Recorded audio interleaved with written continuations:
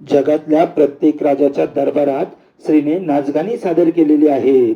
जगातल्या प्रत्येक राजाच्या दरबारात श्रीने नाचगाणी सादर केलेली आहेत. पण जगात एकमेव राजा असा झाला त्या राजाच्या दरबारात श्री कधीच नाचली नाही. त्या राजाच्या दरबारात श्री कधीच नाचली नाही. कारण परस्त्रीला माते समान मानणे ही शिकवण राजमाता जिजाऊंनी छत्रपती शिवरायांना दिली होती.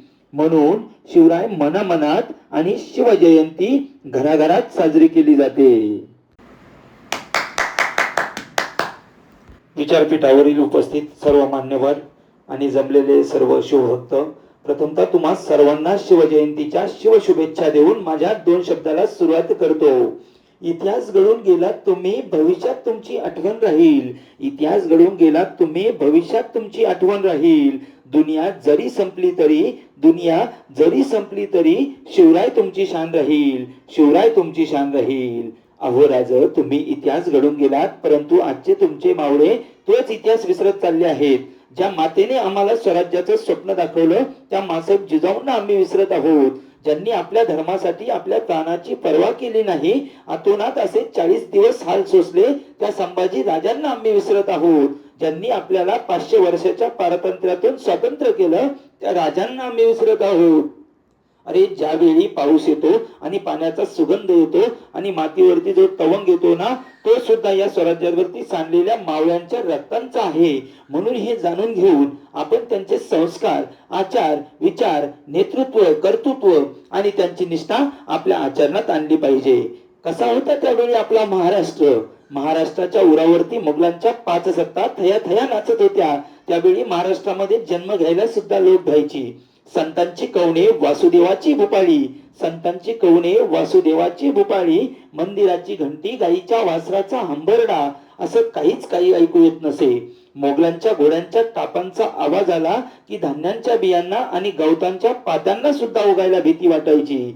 अशा वेळी निजामशाहीमध्ये चाकरी करत असताना शहाजीराजांच्या मनामध्ये विचार आला की आपला हिंदू धर्म वाचला पाहिजे. आपला हिंदू धर्म वाचायला कोणीतरी तारणहार आला पाहिजे. बघता बघता मासाहेब जिजाऊंना दिवस गेले. काळ धकाधकीचा होता म्हणून शहाजीराजे यांनी विश्वासरावांच्या धर्मपत्नी यांच्या देखरेखीखाली मासाहेब जिजाऊ यांना शिवनेरीवर पाठविले. बघता बघता दिवस जाऊ लागले. त्यावेळेस लक्ष्मीबाई म्हणतात, मासाहेब तुम्हाला काही आंबट चवट खाऊ वाटत नाही का? तुम्हाला 7वा महिना चालू झालाय, तुम्हाला डोळे नाही का लागले? त्यावेळेस मासाहेबांनी हाताच्या मुठी आवळल्या, चेहऱ्यावरती सूर्यासारखं तेज निर्माण केलं आणि मासाहेब तटकन उठून उभं राहून लक्ष्मीबाईला सांगू लागल्या, लक्ष्मीबाई, मला असं वाटतं तलवार म्यान करावी, घोड्यावर मान टाकावी आणि जो कोणी माझ्या आई बहिणीची अब्रू लुटत असेल त्याचं मस्तक एका बाजूला आणि धड एका बाजूला करावं. बघता बघता वसंत ऋतू लागला. वसंत ऋतूची ती थंड झुळूक मासाहेबांच्या अंगावरती शहारे आणू लागली. त्या कैलासावरती रुद्र तांडव करत होता. ब्रह्मश्री आपल्या कमळावर बसून शिवनेरीकडे बघत होते. शिवनेरीवर सूर्यासारखं तेज निर्माण झालं आणि सूर्यरत्नपुत्र जन्माला आला. त्यावेळी महाराष्ट्रातील रयत बोलू लागली, किसी के पेट में से सांप पैदा हुआ था, तो किसी के पेट में से पाप पैदा हुआ था, तो किसी के पेट में से बाप पैदा हुआ था. लेकिन यारो जिजाऊ एक ऐसी माँ थी जिसके पेटों में से बापों का बाप शिवाजी पैदा हुआ था. तो दिवस म्हणजे 19 फेब्रुवारी 1630. हळूहळू राजे मासाहेबांच्या संस्कारामध्ये लहानांचे मोठे होऊ लागले आणि मग राजांनी सर्व लोकांना एकत्र करून सर्व लोकांना मराठा मावळा या नावाखाली एकत्र केलं. राजाने झोपलेल्या माणसाला जाग केलं, जाग केलेल्या माणसाला बसवलं, बसवलेल्या माणसाला उभं केलं, उभं केलेल्या माणसाला चालवलं, चालवल्या माणसाला धाववलं आणि धावत्या माणसाच्या खांद्यावरती स्वराज्याचं निशाण दिलं आणि त्याला सांगितलं, तुला इथे स्वराज्य निर्माण करायचे ते कशासाठी? तुला इथे स्वराज्य निर्माण करायचे ते कोणासाठी? मी राजा व्हावा म्हणून, मी छत्रपती व्हावा म्हणून नाही. तुला इथे स्वराज्य निर्माण करायचे ते तुझ्या मागच्या पिढीवर झालेल्या अन्याय अत्याचाराचा बदला घेण्यासाठी. तुला इथे स्वराज्य निर्माण करायचे ते तुझ्या येणाऱ्या पुढच्या पिढीच्या हितासाठी. तुला इथे स्वराज्य निर्माण करायचंय ते तुझ्याच हक्कासाठी. असा एक एक मावळा राजानं जमा करून वयाच्या 16व्या वर्षी रोहिडेश्वर या जागृत देवस्थानामध्ये महादेवाच्या पिंडीवरती रक्ताचा अभिषेक घालून स्वराज्याची शपथ घेतली आणि प्रत्येक बारीक सारीक गोष्टीचं नियोजन करण्यास त्यांनी सुरुवात केलं. राजे एवढ्या कमी वयामध्ये स्वसामर्थ्यावरती उभा राहिले. अरे स्वसामर्थ्यावरती उभा राहणं म्हणजे नेमकं काय असतं ते तुम्हाला सांगतो. जंगलाचा राजा सिंह आणि जंगलाची महाराणी सिंहीण, त्या सिंहिणीचं एक वैशिष्ट्य तुम्हाला सांगतो. ती सिंहीण आपल्या पिलांना जन्म दिल्यापासून त्या पिलापासून 20-25 पावलं दूर जाऊन त्या पिलाकडे बघत बसते. त्या पिलांना काही कळत नसतं, काही समजत नसतं, काही उमजत नसतं. नुकतेच तर जन्माला आलो आपण, नुकतेच तर गर्भातून बाहेर पडलो आपण, आणखीन ऊन बघितलं नाही, आभाळ बघितलं नाही, कसं चालायचं, कसं धावायचं, कसं जगायचं हे देखील माहिती नाही. आणि अशा वेळी जिने आपल्याला आधार द्यायचा आहे ती आई आपल्यापासून लांब जाऊन बसली आहे. त्या पिलांची व्याकुळता वाढते, त्या पिलांची केवलवाणी अवस्था होते. त्यामधलं एक पिलू आत नजरेने आपल्या आईला आवाज देतय, आपल्या आईला सांगतय, आई मला घेऊन जा, मला उभा राहायला शिकव, मला धावायला शिकव, मला जगायला शिकव. तरी सुद्धा आई त्या पिलाकडे येत नाही.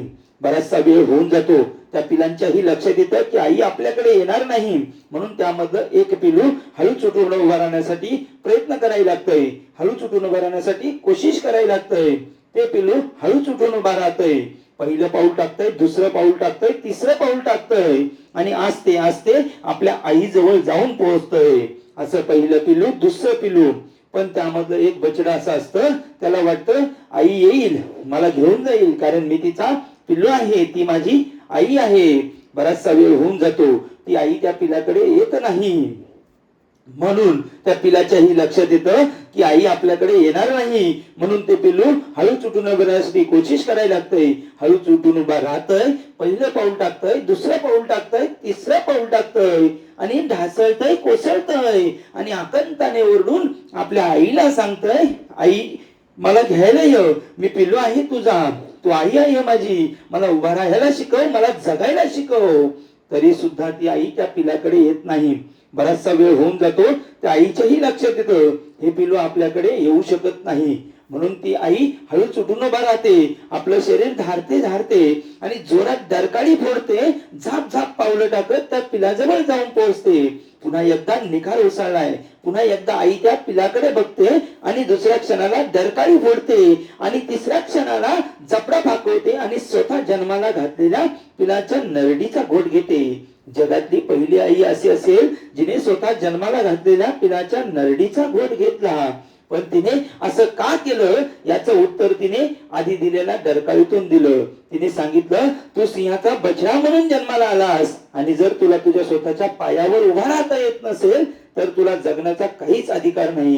कारण सिंहाचे बछडे जगतात सुद्धा सिंहासारखेच आणि मरतात सुद्धा सिंहासारखेच. 350 पावणे 400 वर्षापूर्वी याच महाराष्ट्राच्या मातीमध्ये एका सिंहाने आपल्या बछड्याला स्वसामर्थ्यावरती उभा केलं होतं. त्या सिंहाचं नाव आहे छत्रपती शहाजी राजे आणि त्या बछड्याचं, त्या पुत्राचं नाव आहे छत्रपती शिवाजी महाराज.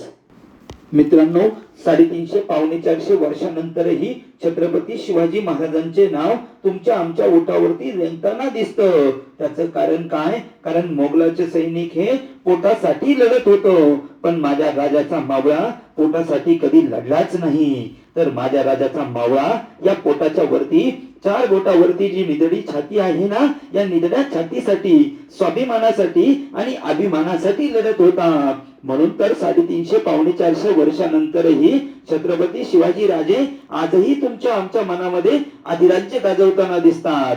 शिवाजी, शी म्हणजे ज्या माणसाने आम्हाला शिकायला शिकवलं ना तो म्हणजे शिवाजी. वा म्हणजे ज्या माणसाने आम्हाला वाचायला शिकवलं ना तो म्हणजे शिवाजी. आणि ज म्हणजे ज्या माणसाने आम्हाला जगायला शिकवलं ना तो म्हणजे शिवाजी. शिवाजी म्हणजे गुणवत्तेचा सर्वोच्च परिणाम आहे. मला ज्या क्षेत्रामध्ये जायचे आहे मला तिथला छत्रपती शिवाजी व्हायचंय, म्हणजे गुणवत्तेचा सर्वोच्च परिणाम.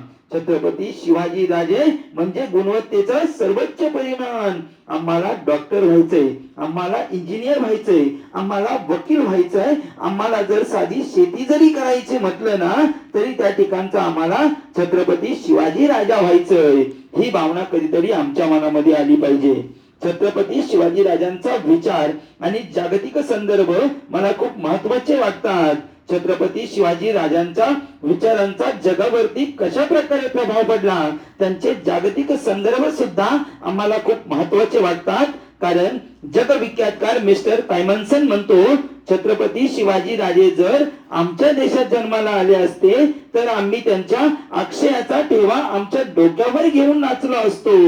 तर रशियाचे माजी पंतप्रधान म्हणतात, साम्राज्यशाहीच्या विरोधामध्ये बंड उभारून स्वराज्याची पहिली मुहूर्तमेढ रचणारा जगाच्या पाठीवरचा पहिला योद्धा म्हणजे छत्रपती शिवाजी राजे आहेत. तर जपानच्या बॅरन कादा असे म्हणतात, छत्रपती शिवाजी राजांनी अखिल मानव जातीचे हित करण्याचे काम केले आहे.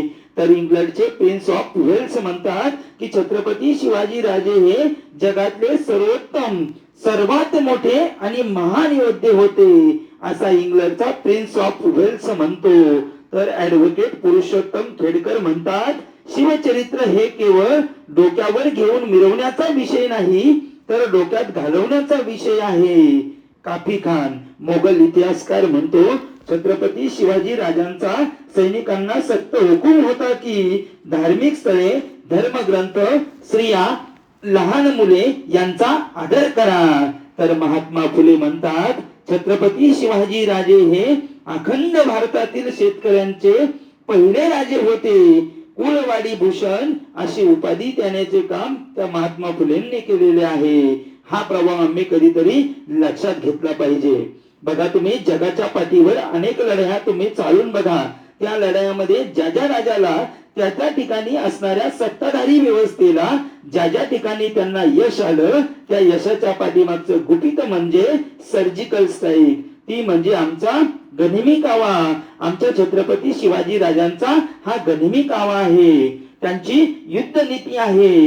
जगाच्या पाठीवर अनेक लढाया झाल्या, त्या लढायाच्या पाठीमागचं रहस्य, त्याचं यश म्हणजे छत्रपती शिवाजी राजाची युद्ध नीती, गनिमी कावा आम्हाला बघायला मिळतो. कारण बघा, व्हिएतनामचे परराष्ट्र मंत्री एकदा भारताच्या दौऱ्यावर आले होते आणि ते व्हिएतनामचे परराष्ट्र मंत्री भारताच्या दौऱ्यावर आल्यानंतर भारताच्या राजशिष्टाचारानुसार त्यांना आपल्या देशातील लालमहल दाखवण्यात आला, ताजमहल दाखवण्यात आला, आपली संसद दाखवण्यात आली, राजगड दाखवण्यात आला आणि तो व्हिएतनामचा परराष्ट्र मंत्री सगळं आपल्या डोळ्यामध्ये टिपून ठेवत होता, सगळं पाहत होता. आणि पाहत असताना तो व्हिएतनामचा परराष्ट्र मंत्री म्हणाला, तुम्ही मला आता जेवढं काही दाखवले ना ते मला बघायचे नव्हतेच. तुम्ही मला जे काही दाखवले ना ते मला बघायचे नव्हतेच. भारताचे परराष्ट्र मंत्री म्हणाले, अहो, आमचा ताजमहल तर हे जगातले सर्वात मोठे आश्चर्य आहे आणि ते तुम्हाला बघायचे नाही. ते म्हणाले, हे मला बघायचे नाहीच. अरे, जर तुम्हाला मला काही दाखवायचं असेल ना तर तो मला छत्रपती शिवाजी महाराजांचा रायगड किल्ला मला दाखवा, असे व्हिएतनामचे परराष्ट्र मंत्री म्हणतात. आता मला रायगड किल्ला बघायचा आहे असं म्हटल्यानंतर व्हिएतनामच्या परराष्ट्र मंत्र्याचे हेलिकॉप्टर डायरेक्ट रायगडाच्या पायथ्याशी आलं. रायगडच्या पायथ्याशी त्यांचे हेलिकॉप्टर खाली उतरलं. त्या हेलिकॉप्टर मधून तो व्हिएतनामचा परराष्ट्र मंत्री खाली बाहेर आला आणि समोर भला मोठा रायगड किल्ला उभा आहे.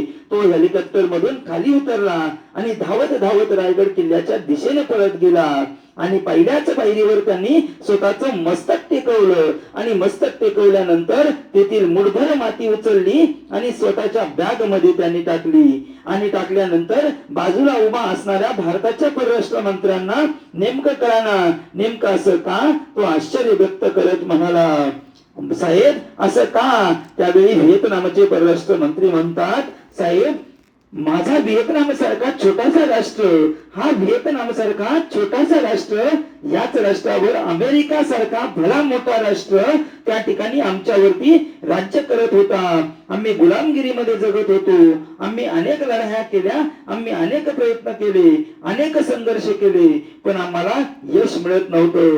आम्ही अनेक युद्ध केले, युद्ध करून थकलो, अमेरिकेच्या विरोधामध्ये लढा उभारला, पण आम्हाला यश मिळालं नाही. आम्ही सगळं करून थकलो आणि थकल्यानंतर आमच्या हातामध्ये छत्रपती शिवाजी राजाची युद्ध नीती, शिवनीती, गनिमी कावा आम्हाला समजला आणि आम्ही त्या गनिमी काव्याचा वापर केला, युद्ध नीतीचा वापर केला, त्या शिवनीतीचा वापर केला आणि आम्ही अमेरिकेच्या विरुद्ध लढा पुकारला आणि आम्हाला स्वातंत्र्य मिळालं. आमचा देश गुलामगिरीतून मुक्त झाला.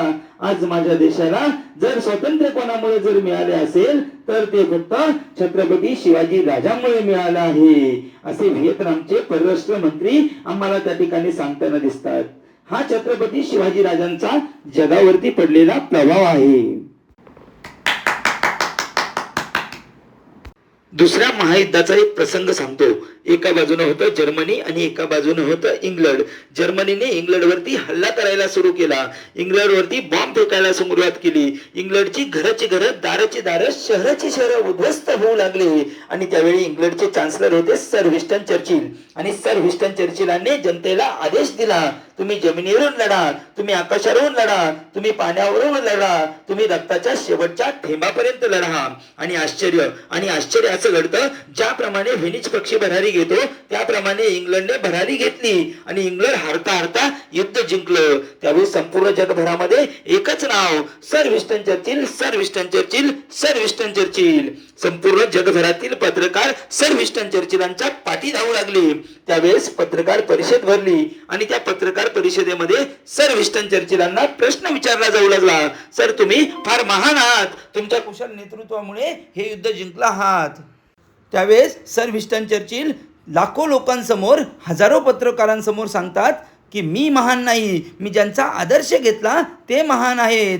त्यावेळेस ते विचारतात की तुम्ही कोणाचा आदर्श घेतला आणि म्हणून हे युद्ध जिंकू शकला. त्यावेळेस सर विन्स्टन चर्चिल सांगतात की मी छत्रपती शिवाजी महाराजांचा आदर्श घेतला म्हणून हे युद्ध जिंकू शकलो. हा आमच्या राजांचा इतिहास आहे. ज्या देशांनी आमच्यावरती 150 वर्ष राज्य केलं त्या देशाचा राष्ट्राध्यक्ष, त्या देशाचा चान्सलर सांगतो की मी छत्रपती शिवाजी महाराजांचा आदर्श घेतला. आणि आज आमचेच लोक सांगतात की याचा आदर्श घ्या आणि त्याचा आदर्श घ्या.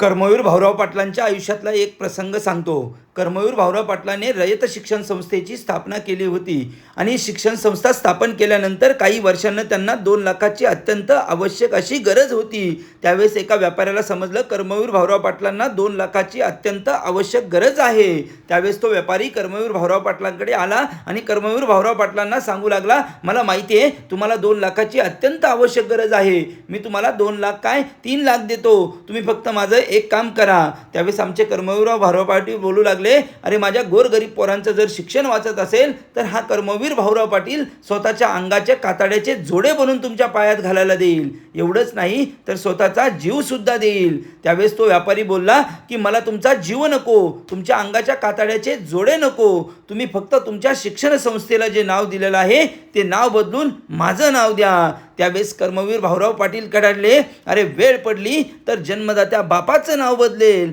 पण एकदा दिलेलं छत्रपती शिवाजी महाराजांचं नाव कधीच बदलणार नाही. हा माझ्या राजाचा इतिहास आहे. ना लंबोदर तो गणपती, ना कैलाशपती तो शिवशंकर, ना लंबोदर तो गणपती, ना कैलाशपती तो शिवशंकर, नतमस्तक तया चरणी, नतमस्तक तया चरणी, ज्याने केली स्वराज्य निर्मिती, ज्याने केली स्वराज्य निर्मिती. असा माझा एकच देव, असा माझा एकच देव, तो राजा शिवछत्रपती, तो राजा शिवछत्रपती. मित्रांनो, वेळ कमी आहे म्हणून छत्रपती शिवाजी महाराजांचं नियोजन कसं होतं ते तुम्हाला थोडक्यात सांगण्याचा प्रयत्न करतो. पहा, मिर्झा जयसिंगाबरोबर पुरंदरचा तह करावा लागला. 17 ऑगस्ट 1666 शिवाजी महाराज औरंगजेबाच्या हातावर तुरी देऊन आग्र्यावरून निसटले. या घटनेला 350 पावणे 400 वर्ष होऊन गेले. अनेकांना हे न सुटलेलं कोडं आहे. हा राजा हजारो मैल दूर जातो, अवघे 600 मावळे सोबत घेऊन जातो, पैकी 500 मावळे आधीच पाठवून देतो, 100 सुद्धा आठवडाभर आधीच पाठवतो आणि त्या औरंगजेबाच्या मुलखात पौलत खानाच्या मुठीत राहतो. राज अंदाच्या गणात हवेलीमध्ये महाराजांचा मृत्यू ठरलेला. डोक्यावर टांगती तलवार आणि असे असताना तब्बल 100 दिवस हा राजा मृत्यूच्या छायेखाली जगतो, पण मनाचा संयम हरू देत नाही. आज मौत होईल की उद्या सांगता येत नाही. औरंगजेबाची दृष्टी खंजीर चालवावी अशी कशी मृत्यू सामने आणून ठेवील माहिती नाही, पण ही 100 दिवस महाराजांनी मोठ्या मनोधैर्याने जी व्यतीत केली ना, त्याला इतिहासात तोड नाही. अरे तो बोनापार्ट सुद्धा यशस्वी नाही झाला सुटका करून घ्यायला. माझा यशस्वी झाला एकमेव राजा छत्रपती शिवाजी महाराज. अरे ज्या शाहिस्तेखानाच्या बहिणीने औरंगजेबाला सांगितले होते, याने माझ्या भावाची 3 बोटे तोडली. ज्या जहारा बेगमने औरंगजेबाला सांगितले होते, ज्या शहराचा वसूल मला मिळतो ते सुरत याने बदसुरत करून टाकलंय, याला जिंदा नाही ठेवायचं.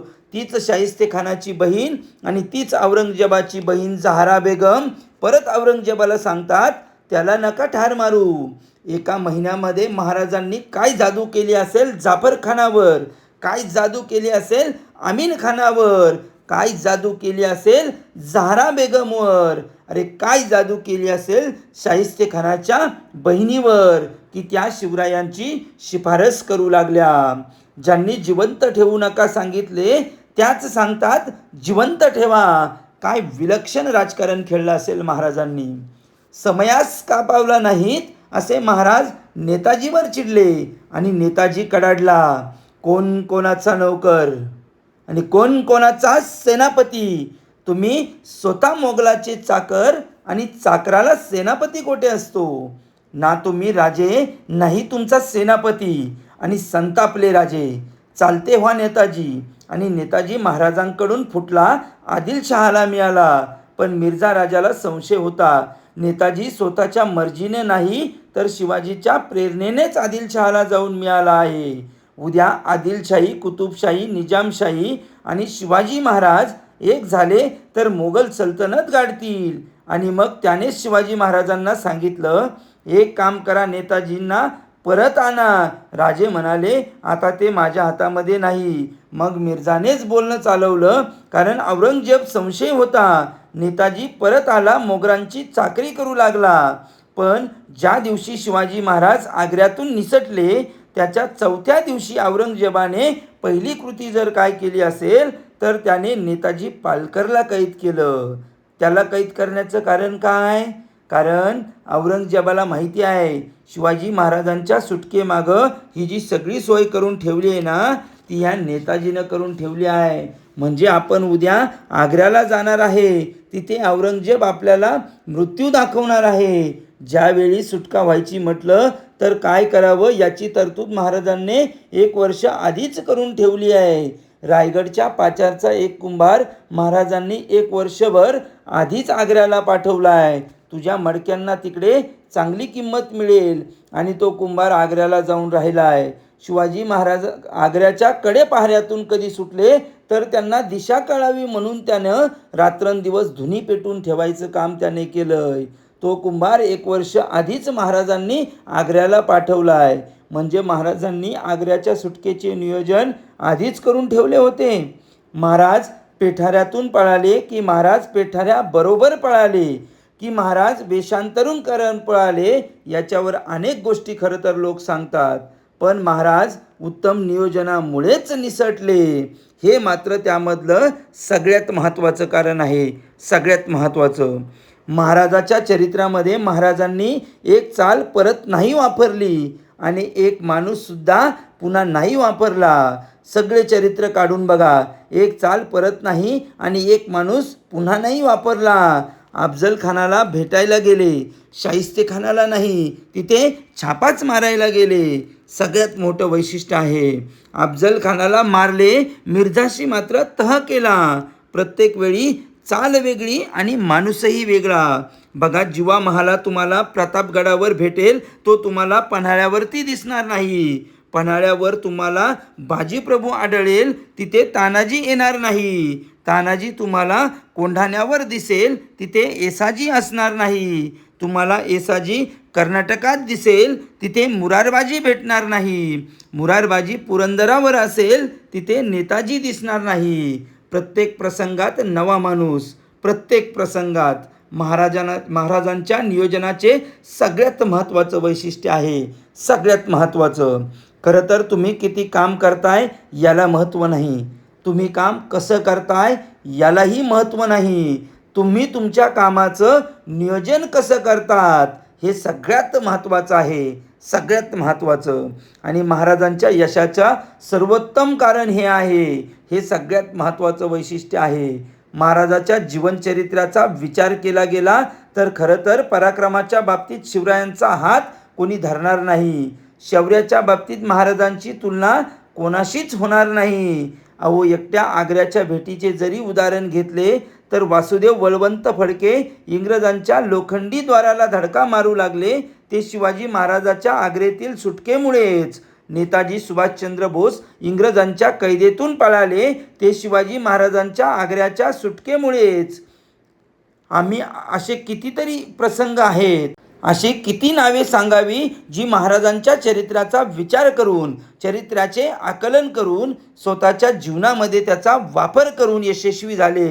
हे सगळ्यात महत्त्वाचं आहे. हिटलर सांगतो, शिवरायांच्या चरित्राच्या बळावर मी माझ्या सैनिकांच्या मनामध्ये आत्मविश्वास निर्माण करू शकलो की आपण जग जिंकू शकतो. या शिवाजी महाराजांच्या चरित्राच्या बळावर मी महत्त्वाकांक्षा रुजरू शकलो की जगविजेता होऊ शकतो. आणि तो हिटलर नेताजींना सांगतो, नेताजी, ते शिवाजी तुमच्या देशाचे आणि तरीही तुम्ही मला माझ्याकडे मदत मागायला येताय, हेच मला खरं वाटत नाही नेताजी.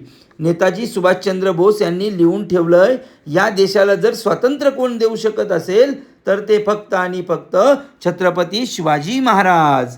हे त्या काळी असे कित्येक माणसे शिवचरित्रातून घडली, कित्येक माणसे शिवचरित्रातून उभी राहिली. पण त्याच्याही पलीकडे काही माणसे पराक्रमी असतात, पण ते चारित्र्यवान असतातच असे नाही. काही माणसं चारित्र्यवान असतात पण ती पराक्रमी असतातच असं नाही.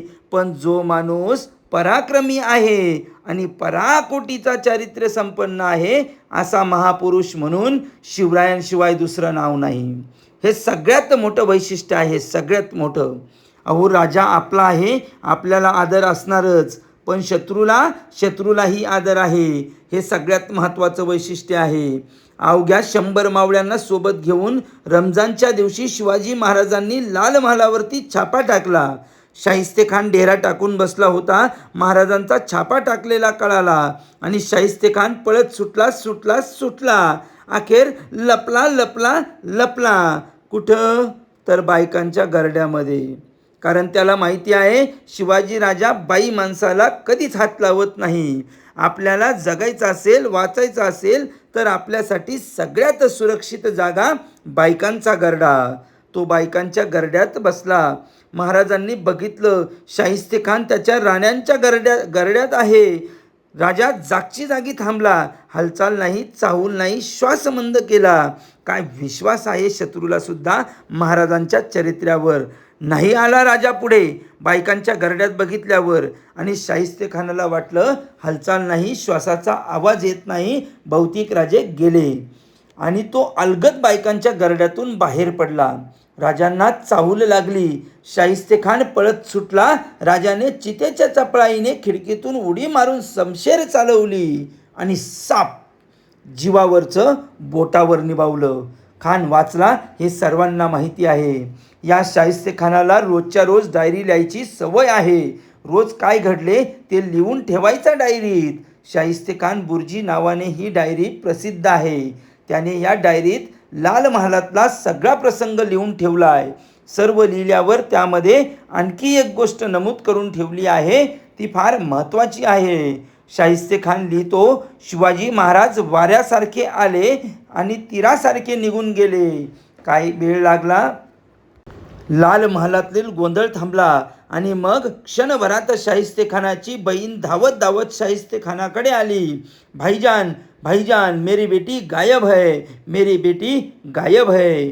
भाईजान त्यावेळी तिला म्हणाला, जर शिवाजींच्या माणसाने जर पोरगी पळवली असेल तर बेफिक्र राहा, शिवाजी पोटच्या लेकीसारखी तिची काळजी घेईल.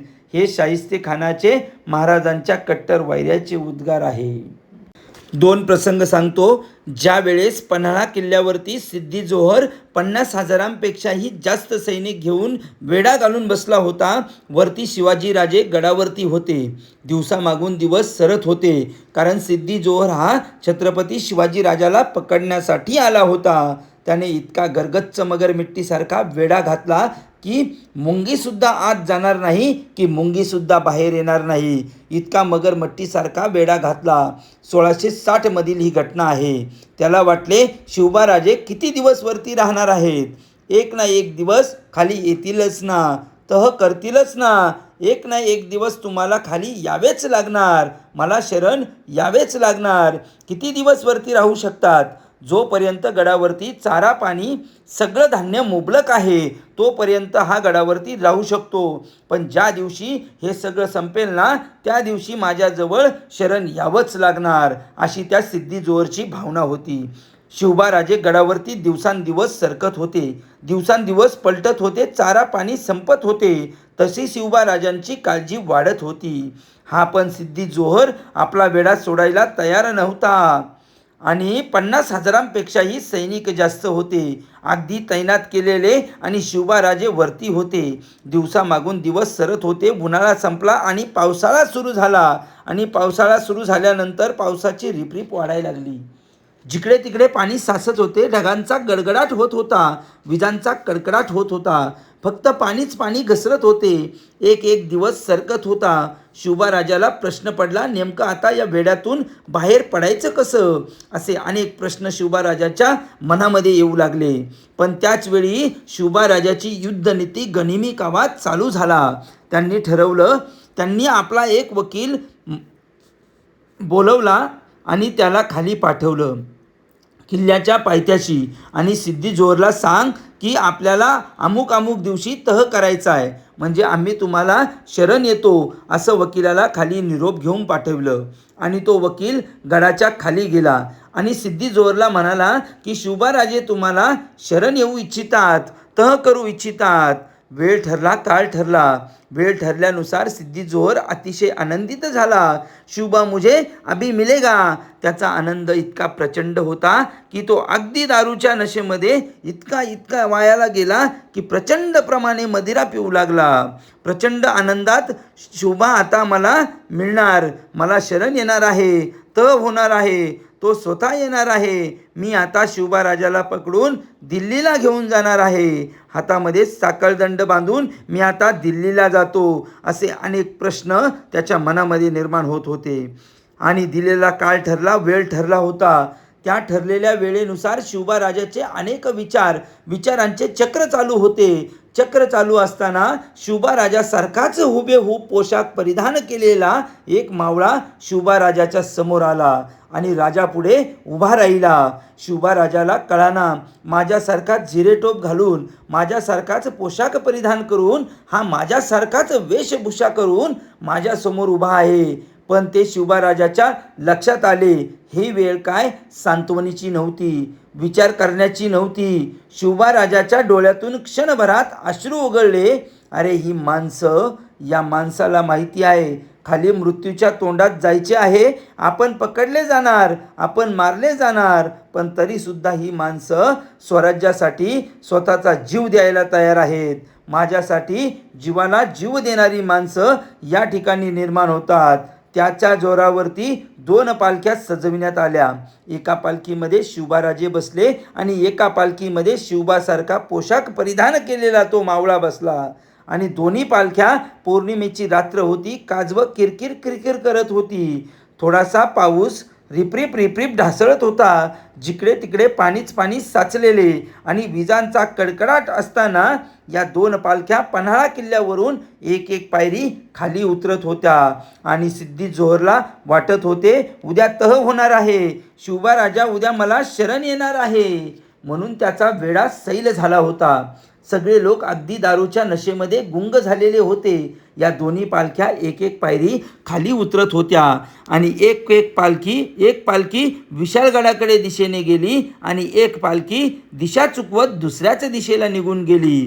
क्षणभरात जिकडे तिकडे बातमी पसरली, अरे शिवबा तो भाग गया, अरे शिवबा भाग गया, दगा दगा, शिवबा तो भाग गया.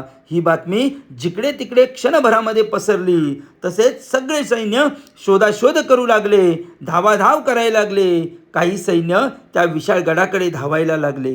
काही वेगळ्या दिशेने धावायला लागले आणि क्षणभरामध्ये पुन्हा बातमी मिळाली, शिवबा मिल गया, शिवबा मिल गया, भागता हुआ शिवबा मिल गया. ही बातमी पुन्हा त्या ठिकाणी शत्रूच्या छावणीमध्ये मिळाली. पुन्हा सिद्धी जोहर आनंदित झाला. अरे, पळून गेलेला शिवबा पुन्हा धरून आणलाय, ही आनंदाची बातमी त्याला मिळाली आणि ती पालखी सिद्धी जोहरच्या छावणीसमोर खाली उतरविण्यात आली. त्यातला हा मावळा बाहेर आला आणि बाहेर आल्यानंतर समोर बसल्यानंतर सिद्धी जोहर अगदी ताटमानेने अनेक प्रश्न विचारू लागला. शिवबा राजे, आप भाग रहे थे, आप भाग के जा रहे थे. तुम्ही पळून चाललात, तुम्ही घाबरून चाललात, तुम्ही मला भिलात, असे अनेक प्रश्न त्या ठिकाणी विचारू लागला. बर, का भीत होता? आपला तह करायचा ठरला होता, तुम्ही मला दगा दिलात, असे अनेक प्रश्न त्या ठिकाणी विचारत होता. त्याचवेळी बाजूला बसलेला फाजल खान तटकन उठून उभा राहिला. रागामध्ये त्याने राजाच्या डोक्यावरचा जिरेटोप होता तो हाताने धुडकावून लावला. तसाच फाजल खान मोठ्याने ओरडला, भाईजान, ये तो दगा हो गया, ये तो दगा हो गया. ये शिवबा नहीं है, ये शिवबा नहीं है, कोई शिवबा का हम शक्ल है. ये शिवबा नहीं है, मुझे मालूम है, ये शिवबा नहीं है. कारण ज्यावेळी अफजल खानाचा कोथळा शिवाजी राजाने बाहेर काढला होता, त्यावेळी छत्रपती शिवाजी राजावरती एकमेव वार झालेला आहे, तो कृष्णाजी भास्कर कुलकर्णी याने केलेला आहे. त्या वाराची खून या ठिकाणी उमटलेली होती आणि सगळी घटना फक्त फाजल खानाला माहिती होती. फाजल खान म्हणाला, भाईजान, ये दगा हो गया, ये शिवबा नहीं है, ये शिवबा का कोई हमशक्ल है. तसाच सिद्धी जोहर ताटकन उभा राहून समशेर उपसावली आणि सपासप मावळ्याच्या अंगावरती वार केले.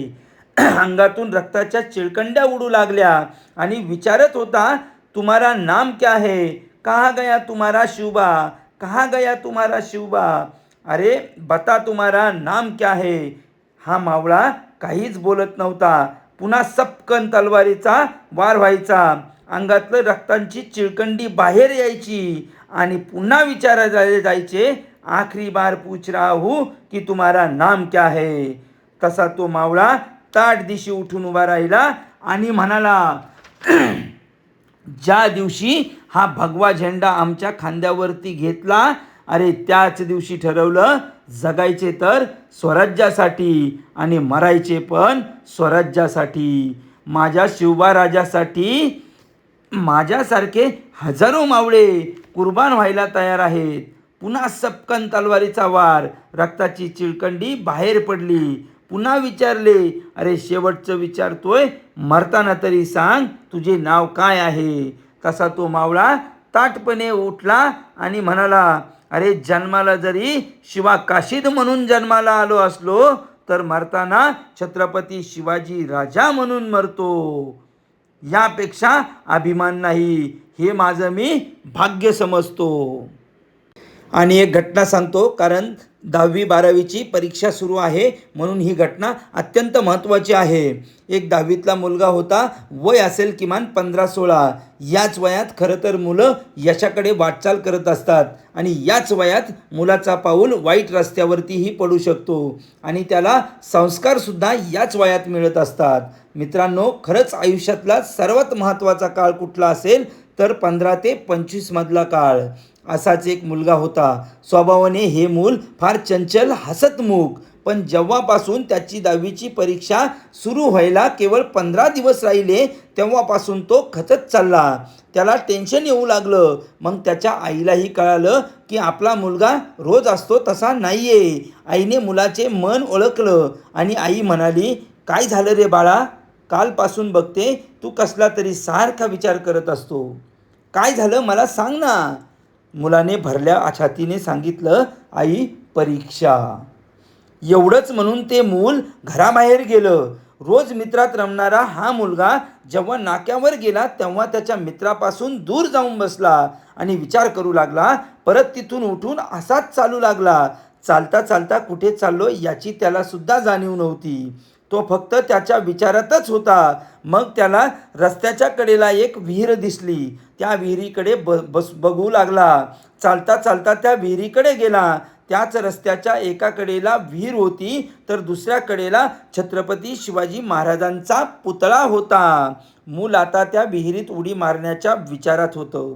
आता मारणार उडी मारणार, पण उडी मारता क्षणी एक नजर त्या पुतळ्याकडे गेली आणि तो थांबला, तसाच स्तब्ध. आता त्याच्या मनात चांगले विचार येऊ लागले. ते मूल पळत पळत घरात शिरलं. दाराचा धाडदिशी आवाज झाला. आई काय झालं म्हणून बाहेर आली. आईने बघितलं की तिचा मुलगा काहीतरी शोधतोय. आईने विचारलं, काय झालं बाळा, काय शोधतोय? मुलाच्या चेहऱ्यावर आनंद पाहून आई खुश झाली. परत तिने विचारलं, काय पाहिजे मला सांग, मी शोधून देते. मुलगा आईला म्हणाला, आई माझी जुनी पुस्तकाची बॅग कुठे आहे? आई म्हणाली, पोटमाळ्यावरती. का रे? मुलाने लगेच पोटमाळ्यावरून बॅग काढली. आई ते सगळं कुतूहलाने बघत होती. मुलाने बॅगेत हात घातला, पटापट पुस्तकं काढू लागला.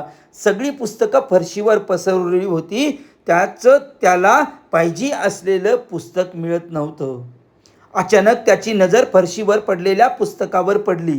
पुस्तकाची कवर ओळखीचा वाटला. मुलाने हळूच ते पुस्तक हातात घेतलं आणि यस, हेच असं म्हणून लगेच गच्चीवर ते पुस्तक घेऊन गेला. आईला काही कळालं नाही. आई विचार करत होती, हा मगाशी टेन्शनमध्ये होता, लगेच याला काय झालं? आई त्याच्या मागे गेली. तिला दिसलं की मुलगा कसलं तरी पुस्तक घेऊन हातात वाचतोय. कुठलं आहे हे पुस्तक? कुठलं? मग तिची नजर पुस्तकाच्या कव्हरवर गेली. तिनं पाहिलं की त्या पुस्तकावर शिवाजी महाराजांचा घोड्यावर बसून फोटो आहे. आई मुलगा वाचन करते म्हणून कुठलाही व्यत्यय न आणता निघून गेली. त्या मुलाच्या हातात होतं ते पुस्तक जे त्यांनी 7वीच्या वर्गामध्ये वाचलं होतं. तो वाचत होता प्रकरण पुरंदरचा तह. ओळी अशा होत्या की इसवी सन 1649 मध्ये आदिलशहाने शहाजीराजांना कैदेत टाकले. याच वेळी शिवाजी महाराजांनी अनेक आदिलशाही किल्ले आपल्या ताब्यात घेतले. म्हणून शिवरायांचा बंदोबस्त करण्यासाठी आदिलशहाने फतेखानास रवाना केले. परिस्थिती फारच बिकट होती. एकीकडे आपले वडील कैदीत होते तर दुसरीकडे फतेखानाच्या स्वारीमुळे स्वराज्य धोक्यात येणार होते. महाराजांची यावेळी लढाईसाठी पुरंदर किल्ल्याची जागा निवडली. या पुरंदर किल्ल्याच्या साहाय्याने मराठ्यांच्या फतेखानाशी झुंज दिली आणि लढाई जिंकली. शिवाजी महाराजांना या पहिल्याच लढाईत मोठे यश प्राप्त झाले. 1655 मध्ये शिवाजी राजांनी नेताजी पालकर याच गडाचा सरनोबत नेमला. 1665 मध्ये मोगल सरदार जयसिंगाने पुरंदराला वेढा घातला. खानाने वज्रगड ताब्यात घेतला आणि पुरंदरावर हल्ला केला. पुरंदर माचीचा ताबा घेतला. माचीवर खानाचे आणि मुरारबाजीचे घनघोर युद्ध झाले. मुरारबाजी पडला आणि त्याचबरोबर पुरंदरही पडला. हे वर्तमान जेव्हा राजांना कळले तेव्हा त्यांनी जयसिंगाशी तहाची बोलणे सुरू केले आणि 11 जून 1665 साली इतिहास प्रसिद्ध पुरंदरचा तह झाला. यात 23 किल्ले राजांना मोगलांना द्यावे लागले. कालांतराने त्यांना परत एकामागे एक किल्ले परत मिळवले. त्याच्यावर एका सुलतानाचे वाक्य आहे की ये शिवाजी आदमी है या कोई जादूगर, कैसे जीत सकता है ये किले, कैसे लड़कर जीत जाता है ये 4 बड़े शाहिस्ते, मुघलशाही, आदिलशाही, कुतुबशाही आणि सुलतानशाही. हे सगळं मुलगा एकाग्रतेने वाचत होता. नंतर मुलाने जो बोध घ्यायचा तो बोध घेतला, तो मनामध्ये ठेवला. अरे, राजांनी एवढं मोठं संकट दूर केलं. नंतर परत ते 23 किल्ले मिळवले. मी सुद्धा एक मराठा आहे हे मी विसरलोच होतो. शिवाजींच्या मनामध्ये कधी आत्महत्येचा विचार आला नाही. अरे, शिवाजी महाराजांनी एवढं मोठं संकटे गिळून त्याच्यावरती मात करून यश मिळवलं. त्यांच्या आयुष्यात अनेक संकटे आली. त्यांनी कधी केली का आत्महत्येचा विचार? माझ्यासमोर तर काहीच संकट नाही, फक्त आहे ती माझी 10वीची परीक्षा. मी आता कधीच हार मानणार नाही. आता 10वीची परीक्षा काय, जीवनाच्या या परीक्षेत मी नक्कीच पास होणार. कारण माझ्याकडे शिवराय नावाचं टॉनिक आहे. त्या दिवसापासून मुलगा अभ्यासाला लागला. इतका अभ्यास करू लागला की दिवसातून फक्त 4 तास झोपू लागला. आई वडिलांना आश्चर्य वाटले. मुलाने वर्षभराचा अभ्यास जेमतेम 15 दिवसात कष्टाने पूर्ण केला. कष्टाला फळ दिलं. निकाल लागला. मुलगा 10वीला वर्गातून पहिला आला. आईला अतिशय आनंद झाला. आईला कळून चुकलं त्या दिवशी मुलगा काय वाचत होता. वर्गातील त्याच्या मित्रांना आणि शिक्षकांनाही आश्चर्य वाटले की सतत परीक्षेला भिणारा, काठावर पास होणाऱ्या मुलाने एवढी प्रगती कशी केली. हाच प्रश्न पडलेल्या त्याच्याच वर्गातील एका हुशार मुलाला, की जो वर्गात नेहमी पहिला येत होता, त्याने त्याला विचारलं, का रे, कसं काय जमलं तुला. त्याने फक्त एकाच वाक्यात उत्तर दिलं, पुरंदरचा तह. जय हिंद, जय महाराष्ट्र, जय शिवराय.